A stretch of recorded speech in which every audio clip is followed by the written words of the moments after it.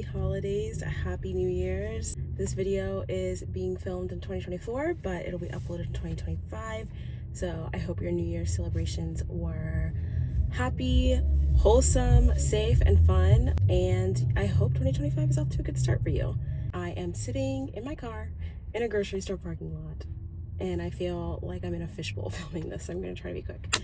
This video is apartment hunting in Atlanta, which is kind of where I live. So if you're new here, I previously lived in Washington, D.C. I actually do have a couple of videos of like life in D.C., apartment hunting being one of them, and then also an apartment tour. So if that's something you're interested in, you can check out those videos. But yeah, I now live in Georgia. I moved here from DC in February 2024. I'm currently out in the suburbs actually, but I'm moving into the city of Atlanta in January 2025. So I've been in Georgia for almost a year. I initially was planning on moving into the city actually back in the summer, but that didn't work out. Obviously things got delayed. I had other expenses, and yeah, we're not going to get into that. But I am excited to be finally moving into the city in actually 2 more weeks. At the time of filming this, I think exactly 2 weeks. So super exciting. In this moving process, I toured so many units, like over 20 units, and I just wanted to share some of those. I'm not sharing all of them because some were just truly so horrible that I wouldn't recommend it to people. Okay, that's being dramatic. Not like so horrible, but just not a place that I would recommend. The ones that you will see in this video and then a second video, because it's going to be a 2-part thing, they're ones that like I didn't go with, but I would actually, if someone was looking to move here, I would say these would be good options. They just weren't for me. This first video, I think I'm showing maybe like 7 or 8 units. Before I get into the units, I did want to talk a little bit about like why I left DC and moved to Atlanta, or will be moving into Atlanta. For the purpose of this video, I'm just going to say moved to Atlanta, even though I don't live in the city yet. But I left DC for a few reasons. One of them was that it's just so expensive. The cost of living there is really high. And for me, working in a nonprofit, I just felt like my salary could go further elsewhere. And I wasn't able to meet the financial goals that I wanted to in the time frame that I wanted to, or like in the way that I want, living in such an expensive city. Like housing in DC is pretty expensive. The average 1-bedroom apartment is like over $2,000 a month. I think it's like $2,300 is the average or something. My apartment, with all of my utilities and stuff included, I was paying like a little over $2,100, and that's like considered lower than the average, which is crazy. And my apartment was only 600 square feet, and the building had no amenities. There was courtyards, but they didn't even have furniture all the time. Sometimes they would randomly remove the furniture or like block them off, even if it wasn't like related to the weather. And the gym in the building was super tiny. And so like you're charging people all this money for small, lackluster units with virtually no amenities. And that is kind of like the standard if you want to be paying less than like $2,300 a month in DC. Of course, you can find your diamond in the rough, whatever. But if you want to have amenities, if you want like stuff that's more updated, if you want like you have to pay more. And that's the case everywhere. But in DC, when you're already starting at like a higher price range, pretty out of hand pretty quickly. And again, like working at a nonprofit, my salary just like, I could pay my bills, but I was like, I can't save and live my life and, you know, go on vacations and just like have fun as a person in their 20s. I couldn't do all of that. And I know people are going to say like, well, then don't go on vacation, don't have fun. But life is also meant to be lived. It shouldn't just be paying bills and saving. Like you should also be able to enjoy yourself. And it was really hard to do that in the city given the cost of living. I know Atlanta can be pretty expensive too, but generally speaking, there are many more affordable options that are still pretty nice, at least in my experience. And like touring over 20 units, obviously that's only like a small amount of like complexes that exist in the city because it's a big city. But I have been able to find nice units that are nicer than where I lived in DC, that have more space and that cost less money. So yeah, the place I ended up in. I don't think I'm actually going to show it, but it's over 800 square feet, more space, more storage. I have a balcony, which I didn't have in DC. My building has several like nice amenities, like a really, really nice gym. I'm in a good location near like restaurants and shops and activities. It feels safe, like according to me and the time that I've spent there, and according to people who I know that live there. And as for base rent, it's almost $500 a month less than what I was paying in DC for 600 square feet, no amenities. So that just kind of like gives you the picture of what was kind of my driving factors of leaving DC and coming to Atlanta. Also, I have family down here in Georgia. They're not in the city, but it just made the transition feel a little bit easier having people that I know, even though they're significantly older. Some of them have kids. Like I'm not gonna be like hanging out with them the way I would hang out with friends, but it's still nice to come somewhere where I at least know a few people. So if I do feel lonely, if I'm having a hard time with I have some degree of social connection here. Atlanta seemed like a city that I could adjust to well. Pretty diverse. The arts and music scene is better here than in DC, in my opinion, and that's a big thing for me as an artist. And also being in more proximity to nature. Obviously, a big hindrance for me with that in DC was not having a car, which I do have now because I need one here. But also just in general, like the nature in the South is really appealing to me. It's really pretty.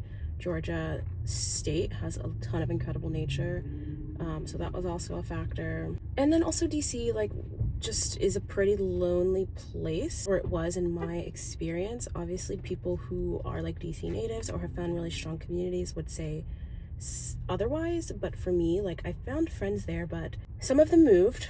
A lot of people left. I mean, that's kind of the nature of DC for people who are not originally from there. I can't speak to like the experience as a DC native because I'm not one, but for like non-DC natives, I feel like it's very transient. Like people come for a few years and they leave. The community just didn't feel very strong, and like I don't have a community here yet because I only have like a few very, very new friendships, but you know, it's just an opportunity to create a new one. Maybe I could have done that in DC, maybe not, who knows, but at least while I was there, I felt pretty lonely a lot of the time. I think a part of that, of course, was because of the pandemic, but also just when I did make friends, I felt like it was kind of hard to really feel like I had a place there, if that makes sense. For example, some of my friends there had lived there for grad school, and so they had their little friend group, and they would like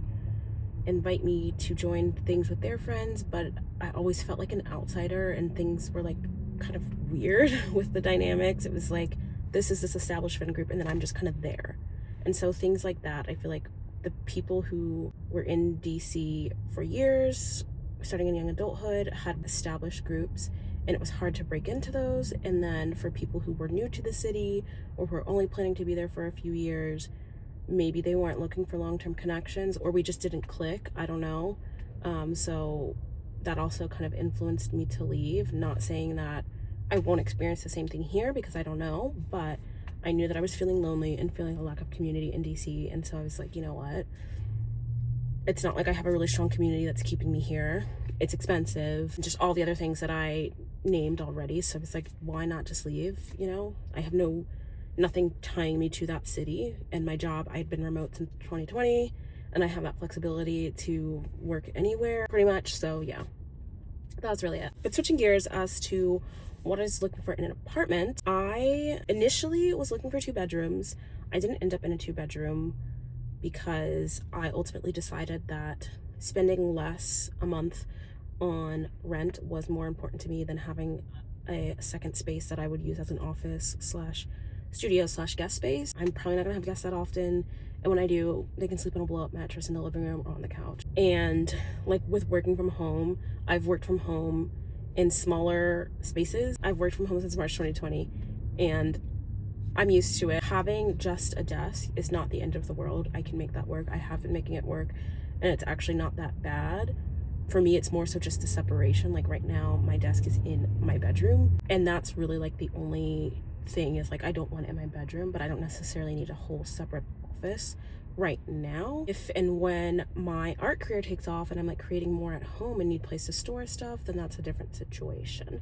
So I ended up not going for a 2-bedroom, so obviously that was not a deal breaker like I thought it would be initially, but I wanted over 700 square feet, good amenities, at least a gym and a pool, and then some sort of like communal outdoor space like a rooftop or a courtyard, a balcony, unit laundry, good ample storage, a walk-in closet. I want it to be near at least a few like cafes, restaurants, maybe like little corner stores or convenience stores in walking distance, because although I do have a car now, I didn't want to have to drive every single place that I go. I did want to be near some sort of like park or outdoor green space that is not attached to the building. I also want it to have big windows with good natural lighting. I want it to be dog friendly. I don't have a dog yet, but I'm planning to get one. What else? Like security, I wanted the building to feel safe and secure. So yeah, that's really kind of what I was looking for, and I think I got most of that minus the 2-bedroom like I said. So I'm pretty happy with where I ended up. But with that, let's get into the units that I did tour.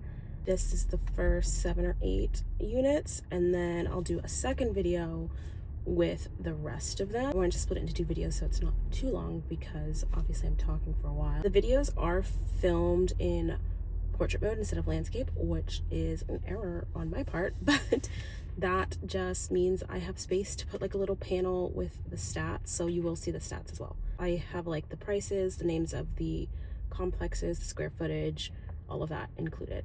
The prices, however, are like at the time of editing this video though, so by the time you're seeing this they might be different, but hopefully it just gives like a good idea of like what to expect if you were to look into living in one of these places. And yeah, let's get into it. So walking into the first apartment, as soon as you enter into the living room, which has a vault ceiling, and then this pans over to the dining room. That dining room light fixture is a lot lower than it looked. I'm only 5'5", and I almost hit my head on it, so that was a downside for me. But then you go into the kitchen, laundry closet, which has some decent shelving, and then you enter into the primary bedroom, which is really big. I didn't like the carpet, and I would have preferred if there was a balcony. In some units, this little nook that I'm showing here is a balcony, but in this unit, it just is an add-on to the primary bedroom. But then you enter into the first walk-in closet. This one has good shelving. I don't really like the wire shelves, but honestly, it's fine. And then you come into the ensuite bathroom. Both bathrooms were undergoing some renovations at the time that I toured, so the faucets were taped off, but they were good sizes. And then you come back around, go down this little hallway, which leads to the second bedroom and bathroom, which was a priority for me, but ended up being something that I let go of with the apartment that I went with. But I did like that this had that extra space so that you could have a guest space / office space, and then that second bathroom so people don't have to use your personal bathroom. I mean, over 1,000 square feet in Buckhead, this was a good option. Up next, we have the Astor Buckhead Apartments. This is the Lennox floor plan, which was 2-bed, 2-bath, almost 1,300 square feet. You enter into a coat closet and then the kitchen, which is relatively updated. The appliances were okay. And then you have the laundry closet, which I just pointed to, and then a dining nook over here on the left, which is good to have that extra space. Then you enter into the first bedroom, which was a little outdated in my opinion. I felt like it was kind of dark. Even though that window looks big, it didn't let in a ton of light. And then the closets were pretty small. There was just these 2 sliding door closets. I also wasn't a fan of the layout of the bathroom. You'll see there's like a second door that leads to the toilet and tub area. I know some people like that, but I just felt like it was a bit of a hassle and a bit unsanitary having to touch that door without washing your hands. But then you come out into the living space. This unit was ground level. I don't like ground level because of pests, and I just feel like that's not the safest also. But if you were ground level, you would get that huge patio space because you have the covered and the uncovered section. But then going through the living room, you come over to the second bedroom and bathroom, which again, just additional extra space. With this unit, I did feel like the bedrooms and bathrooms were a little outdated compared to like the kitchen, for example. But I mean, it's a good option. They're not bad looking. It just wasn't really for me.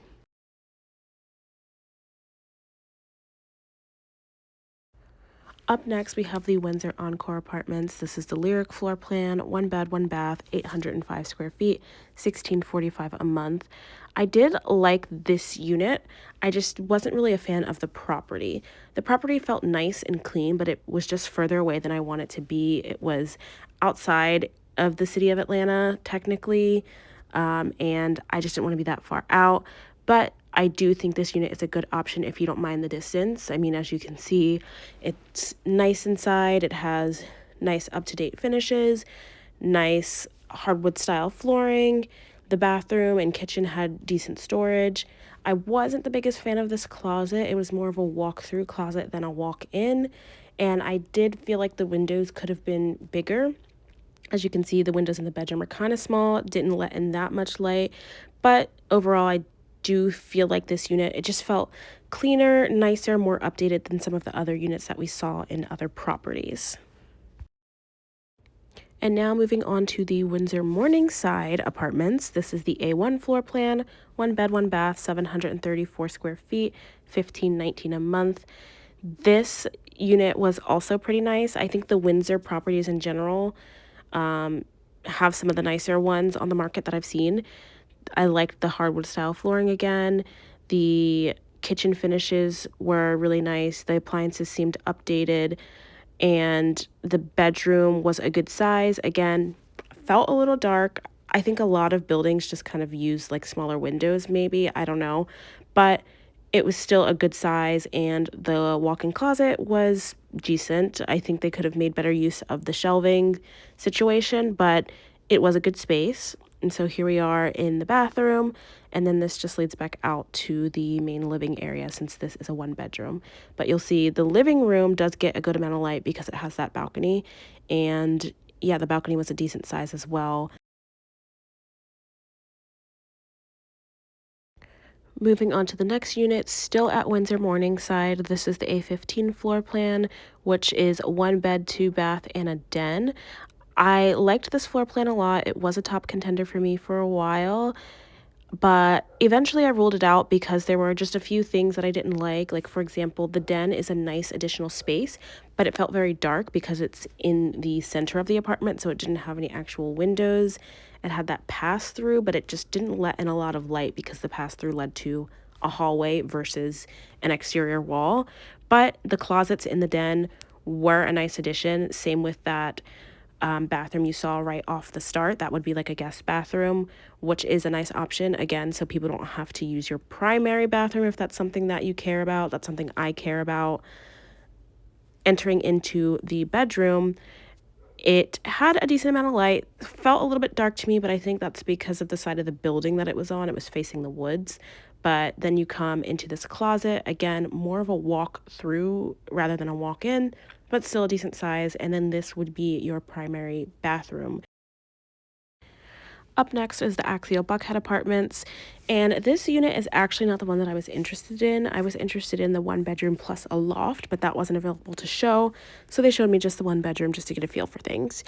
And I do think it's a good option. 900 square feet is a lot for a 1 bedroom. Good natural lighting in the living room and the dining nook. The living room was huge. It had nice hardwood style floorings, a nice kitchen with decent counter space and storage space. But there were a few things that just kind of turned me off of it personally. I didn't like that the bathroom was right off of the kitchen. I didn't like that the bedroom had those tiny windows and that the balcony was only accessible via the bedroom. That just felt like maybe not a smart layout to me, especially if you want to have people over to use the balcony, then they have to go through your bedroom, which was a downside for me. But there was decent storage space. There's a walk-in closet. There are 2 pantries, one in the kitchen, which I didn't show, and then one in the hallway that you will see in a second. And the laundry room had decent storage space as well. Ultimately, what really turned me off of this property was the special that they ran. They advertised it as 1 month free, but when I talked to the guy, he said you actually have to pay that 1 month, and then they just refund you a few months down the line, which seemed really fishy to me. Most places, when they say 1 month free, you just get the month free. You don't have to pay it and then wait on a refund. I never heard of that before. It seemed fishy, so that was a big no for me. Moving on to the Camden Brookwood Apartments. This is the Piedmont floor plan, 2 bed, 2 bath. It was a decent size, and the kitchen had good storage space, good counter space. I didn't like, however, that there was carpet everywhere. I'm not a fan of carpet. I understand when places put it in bedrooms. I would prefer it to not be in bedrooms, but I can deal with it. But I didn't like that it was in the living space. Additionally, some of the finishes looked nice, but upon closer inspection, they didn't actually seem like they were well kept or well maintained. This place did have decent storage. You'll see there's a little coat closet here, very tiny and far from the front door, but it is a good option. And like I said, 2 bed, 2 bath. So there is a good amount of space if you work from home and need that office space, or if you want to have guests over. The balcony also did have 2 entrances, so one off of the primary bedroom and then one off of the living room, which you saw me point to. Moving on to the bathroom, there was this little linen nook, and then you have your walk-in closet, which was kind of small and off the bathroom. I liked the property kind of, but really what kind of deterred me was the staff. So I did a solo tour and you had to use this app to do it, and the app was just glitching. Like, I don't know what was happening with it, but it just wasn't like connecting and letting me scan the QR codes to be able to like get into the property. And I was trying to work with the staff to like sort it out, and he was just very rude and was like trying to explain to me what an app is and how a QR code works. And I'm just like, the issue isn't that I don't know what an app is or that I don't know what a QR code is, it's that the app is glitching. And so that really just turned me off. I was thinking about, if I were to live here and if I were to have issues with the move-in process or any point down the line, will the staff person be reliable? I wasn't so sure. So that's just how I was kind of thinking about it. And then ultimately, I didn't like the property enough for me to be able to kind of brush that to the side. So this was a no for me, but I do think overall it is a good option if this is what you're looking for. But I did see another unit at this property. I saw the 1 bedroom, which is 948 square feet, which is pretty spacious for a 1 bedroom. Again, decent storage space. Similar thing with the finishes. Some of them just looked nice, but then weren't that nice when you actually looked at them up close. Maybe it's just how they were installed or maintained. But regardless, this place did have decent storage, pantry, closets, and I did like that the little dining area in this one wasn't carpeted, which made it feel a little bit cleaner and easier to maintain. There also was that little nook where you could put a desk if you want, and then you come into the bedroom. Didn't have a ton of light in the bedroom. The window felt pretty small compared to how big that wall is. And then I also didn't like that the laundry was in the closet. I felt like it was just taking up what could be good storage space for clothes and shoes, and then also it would just make things a little bit loud if you were doing laundry at night. Also didn't like that the bathroom only had one tiny window, but that really wasn't that big of a deal, honestly. Ultimately, this was a good unit, just not for me. And then I saw yet another Camden property, Camden St. Clair. This is the Claremont floor plan, which is a 2 bed, 2 bath. It had great closet space, great storage space in the kitchen and bathrooms. The finishes were nicer compared to some of the other Camdens, and it just felt brighter. The windows were bigger, there was more natural light. Both of the bedrooms had 2 closets. They had a walk-in and then they had a little side closet, which was nice. So great for storage if you're just one person who needs to store a lot of things, or if you're multiple people, then both bedrooms have pretty comparable closet space, so you don't really feel like you're losing out depending on which bedroom you're in. Then you come into the main living area. There's that nice, cute built-in niche, dining nook, kitchen, and a breakfast bar, so you could use the dining nook for something else if you wanted to. And then you have laundry, living room, a nice spacious balcony, and then you'll be taken into the 2nd bedroom in just a second. And honestly, it's pretty similar to the first one. It just has an ensuite instead of a bathroom that's accessible via a hallway. But like I said, the space is pretty comparable. The closets are pretty comparable. You have the walk-in plus a side closet, and it also gets good natural light like the first bedroom. What I liked about this property is that the units felt really light and bright and airy, especially when the blinds were open. Great closet space and storage space, and the staff were really nice.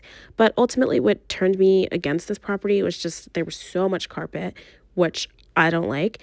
And then ultimately, the location, it just was too far from the things that I wanted to do and the places that I wanted to spend my time. It's out in Brookhaven. I know there are things to do around there, but with this property in particular, it felt a little bit isolated in the Brookhaven area. I have a car, so I could drive to wherever I want to go, but I did want to have a good mix of things in walking distance in my neighborhood, and I just wouldn't get that with this property. So that's really what turned me off of it. Thank you so much for watching this video. I hope you enjoyed it. I hope it was helpful. If you are looking to move to Atlanta, you're new to Atlanta, or you already live here and you are just moving or you're just curious, hopefully this was helpful information for you to have. I'm really excited for moving. I can't wait to decorate and like set up my space and then also just explore the city more. So you can expect more videos from me on the moving process, but also just life in Atlanta. I am looking forward to also being more consistent in series with YouTube, and so I am treating this apartment hunting series as a first start. But anyway, thank you for watching. I hope you enjoy, and I'll see you in the next video. Bye.